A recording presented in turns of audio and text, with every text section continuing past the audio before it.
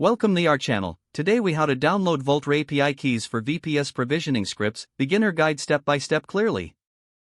To get started with downloading your Vultr API keys for VPS provisioning scripts, open your web browser. Navigate to the Vultr website at www.vultr.com.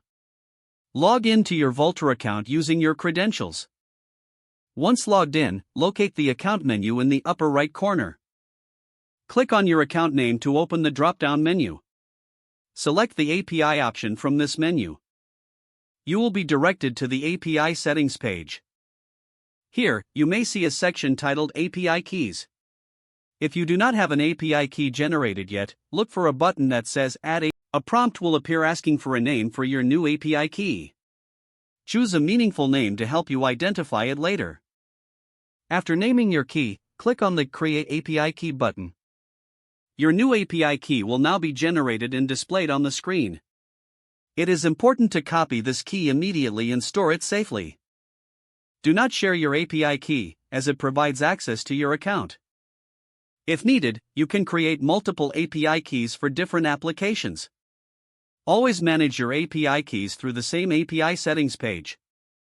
Now that you have your API key, you are ready to use it in your VPS provisioning scripts.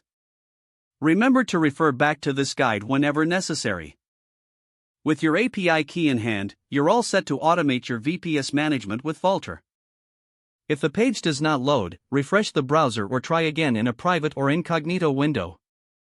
Make sure you are using the correct email address, then retype it carefully to avoid small typos. If your password is not accepted, use the reset option and create a new strong password you can remember. Check your spam folder for verification or security emails, then complete any requested confirmation steps. Enable two-factor authentication if available to improve account security and reduce unauthorized access risk. After signing in, review your profile details so your contact information and settings are accurate and current. If you see an error message, note it down and try again after restarting your device and internet connection. Log out when you finish, especially on shared devices, to keep your account and payment information secure. If the page does not load, refresh the browser or try again in a private or incognito window.